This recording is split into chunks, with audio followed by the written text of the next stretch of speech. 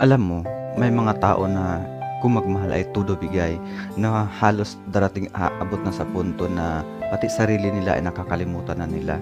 Ika nga nila, naka-focus, umiikot ang mundo nila sa jowa nila, sa partner, karelasyon nila, na hindi na nila napapansin kung gaano na ba kalalim na ultimo pagmamahal nila sa sarili nila ay nakakalimutan na. Ika nga nila, todo bigay kahit alam nila na masasaktan sila. Tapos may mga pagkakataon pa na nagpapakamartyr sila. May mga times naman na pagmamahal na hindi nasusuklian. Tapos tudo pa rin sila. Ika nga nila, hindi daw mahalaga kung hindi matutumbasan ang pagmamahal mo. Basta lang maibigay mo yung pagmamahal mo sa kanya. Sa tingin ko, may punto naman sila pero para napaka-unfair yata.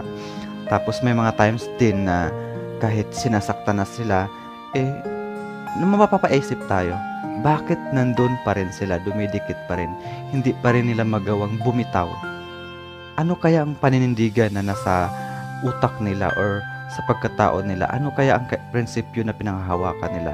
Ano kaya ang gusto nilang patunayan sa sarili nila na sobrang matibay sila? Ganon sila katibay pagdating sa pagsubok at pagmamahal na taglay para sa isang tao? Ikaw, oo, ikaw, kumusta ka na? Kumusta kayo ng karelasyon mo? Okay pa ba? Kaya pa ba ang tanong? Gaya ka ba sa iba or naiiba? Mahal na mahal mo siya. Ikaw, mahal ka ba niyang talaga? O nasasaktan ka na pero sige pa.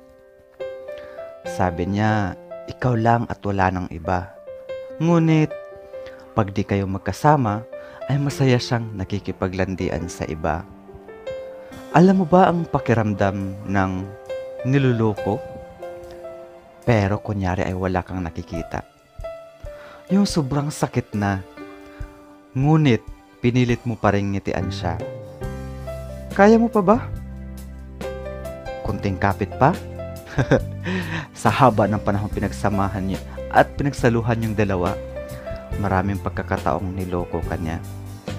Pero mas pinili mong panindigan ang pagmamahal mo sa kanya dahil ikay patuloy na umaasa na darating ang panahong magbago siya para sa ikabubuti ng relasyon niyong dalawa.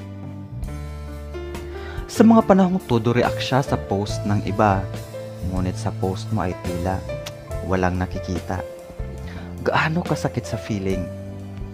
Yung pinupusuan niya ang post ng iba at partida sunod-sunod pa. Samantalang sa post mo ay hindi raw niya nakikita. Kahit kasunod pa ito sa pinupusuan niya. Sa panahong magkalayo kayo, sabi niya sa text at chat niya ay ikaw lang ang laging laman ng puso at isip niya. Ngunit nang magkita kayo at hinalungkat ang cellphone niya, doon mo na-discover at nabasa ang convo nila ng nakatalik niya na sadyang itinago pa sa aplak para siguradong di mo makikita. Ngunit dahil matalino ka, ay nabuksan mo at ayon, bumulaga sa mga mata mo ang usapang below the belt pa. Yung feeling na sasabog ka na sa sobrang sakit na nadarama dahil napag-alaman mong sa maiksing panahon na hindi kayo magkasama at sinabi niyang ikaw lang at wala ng iba sa puso at isip niya, ay nagawa pala niyang makipagtalik sa iba. Hindi lang isa, hindi lang dalawa, hindi lang tatlo, ngunit apat na magkaibang tao ang pumalit sa'yo sa kama mo sa panahong magkalayo kayo. Ang masaklapan yan ay nabasa mo lahat ng usapan nila. Pero dahil mahal mo, pinatawad mo? Dahil handa raw siyang magbago? Mahal na mahal ka raw niya. Ngunit bakit mas mahaba ang oras niya lagi sa iba? At sa tuwing magkausap kayo ay laging sinasabing antok na raw siya. Sabi nila, pag mahal mo, ipaglaban mo. Ngunit paano kung mag-isa ka lang lumalaban para dito? Dahil ang partner mo ay halatang taken for granted ka lang nito. Lalaban ka pa ba? O susukuan mo na? Sabi ng puso mo, sige pa. Ngunit sagot ng utak, ama na, tama na. Alin ba ang mas matimbang sa dalawa? Utak o puso? Alam mo, ang jowa, kung talagang mahal ka kahit walang bantayan, hindi yan titingin sa iba. Pero kahit ikulong at maglupase ka pa, para pigilan siya kung talagang may napupusuan na siyang iba, ay wala na. Finish na. Kaya ipaubaya mo na at palayain siya. Diba? Kaysa habang buhay kang magdurusa dahil ang totoong nagmamahalan, hindi nyo kayang nakikitang nasasaktan ang isa't isa at bulag ang paningin para sa iba dahil ang mundo mo at mundo niya ay umiikot sa isa't isa. Tama na. Ano ka ba? Husto na. Imulat ang mga mata sa pagpapakatanga. Mas marami diyang iba na mas deserve sa iyong pagmamahal at pagsinta. Mahirap man aminin, ngunit kailangan gawin. Kinakailangan mo siyang bitawan kaysa makipag-agawan. Laging tandaan na ang isang tao o bagay ay saka mo lang ma-realize na mahalaga pag ito'y wala na sa mga kamay at nasa kanlungan na ng iba. Baka pag ginawa mo yon, napalayain siya, baka sakaling mapagtanto niya na sayang. Inabuso at pinakawalan ko pa. Baka nga magdrama pa siya eh. Oh, mahal ko. Ikaw ang buhay ko. Ngunit, iniwan mo na ako. Ano ang gagawin ko? Bumalik ka lang sa piling ko. Sa mga nagmamahal at inabuso, huwag hayaang magpaloko. Palayain mo siya at antayin ang taong karapat-dapat sa'yo. Yung may paninindigan at handa kang ipaglaban. Yung alam ang salitang respeto at hindi mapang-abuso sa relasyon at nararamdaman mo.